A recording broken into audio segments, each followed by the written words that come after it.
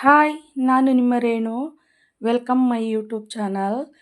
ನೋಡಿ, ನಿನ್ನೆ ನೈಟ್ ನೆಂಟರು ಮನೇಲಿ ಫಂಕ್ಷನ್ ಇತ್ತು ಅಂತ ಅಲ್ಲಿಗೆ ಹೋಗ್ಬಿಟ್ಟು ಬಂದ್ವಿ. ಬಂದಮೇಲೆ ಬೆಳಗ್ಗೆ ತಿಂಡಿ ಮಾಡೋದಿತ್ತು. ಮಗನಿಗೆ ತಿಂಡಿ ಮಾಡಿ ಬಾಕ್ಸಿಗೆ ಕಳಿಸಿ ಮನೆ ಪಾತ್ರೆ ಎಲ್ಲ ತೊಳೆದು ಟಿ ವಿ ಹತ್ರ ಸ್ವಲ್ಪ ಗಲೀಜಾಗಿತ್ತು. ಹಾಗೆ ಟಿ ವಿನೆಲ್ಲ ಕ್ಲೀನ್ ಮಾಡಿದೆ. ಹಾಗೆ ಮನೆಯನ್ನೆಲ್ಲ ಕಸ ಗುಡಿಸ್ದೆ.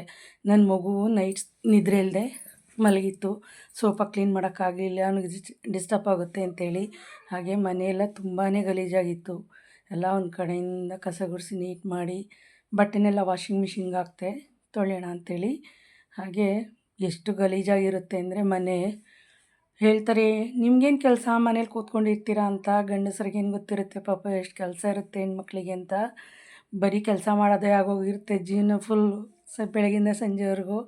ಹಾಗೆ ನೋಡಿ, ಮನೆಯೆಲ್ಲ ತುಂಬ ಗಲೀಜಾಗಿತ್ತು ಅಂತೇಳಿ ಮನೆಯೆಲ್ಲ ಒರೆಸ್ಕೊಂಡೆ. ಮನೆಯಲ್ಲೇ ಹೆಜ್ಜೆ ಗುರುತೆಲ್ಲ ಹಾಗೇ ಇರುತ್ತೆ. ಓಡಾಡಿರೋದು ಬೆಳಗಿಂದ ಸಂಜೆವರೆಗೂ ಬಂದವರು ಹೋದವರು ಅಂಥೇಳಿ ಬರೀ ಅದೇ ಕೆಲಸ ನಮಗೆ. ಹಾಗೆ ನೋಡಿ, ನೀರೇ ಹಾಕಿರಲಿಲ್ಲ ಗಿಡಕ್ಕೆ. 2 ದಿನ ಆಗಿತ್ತು, ಬಾಡೋದಂಗೆ ಆಗ್ಬಿಟ್ಟಿದೆ.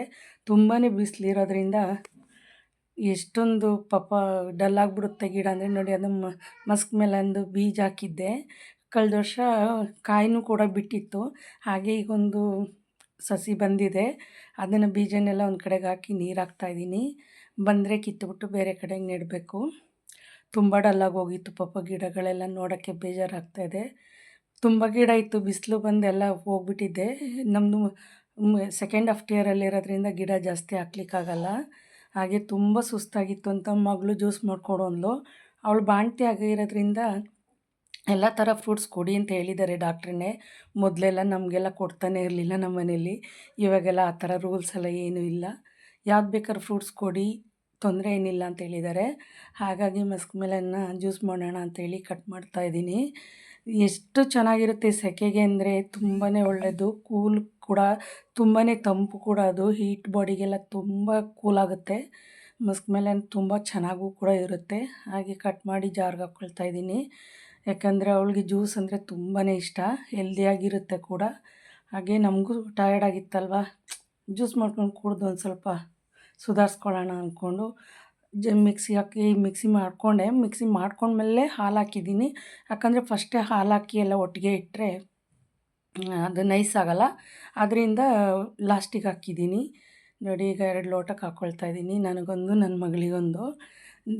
ಮಿಕ್ಸಿ ಜಾರು ಫ್ರೂಟ್ಸ್ ಜಾರ್ ಇಲ್ಲಾಂದರೆ ಮಿಕ್ಸಿಲೇ ಮಾಡ್ಕೋಬೋದು, ಏನೂ ತೊಂದರೆ ಇಲ್ಲ. ನಾನು ನಮ್ಮದು ಜಾರಿಲ್ಲ ಅಂಥೇಳಿ ಮಾಮೂಲಿ ಜಾರಿಗೆ ಹಾಕ್ಕೊಂಡು ಮಾಡ್ಕೊತಾಯಿದ್ದೀನಿ.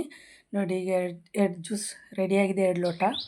ಇದನ್ನು ನಾನೊಂದು ಲೋಟ ನಮ್ಮ ಕಿಟಕಿ ಪಕ್ಕದಲ್ಲಿ ಹಾಕ್ಕೊಂಡು ಕುತ್ಕೊಂಡು ಕುಡಿತಾಯಿದ್ದೀನಿ.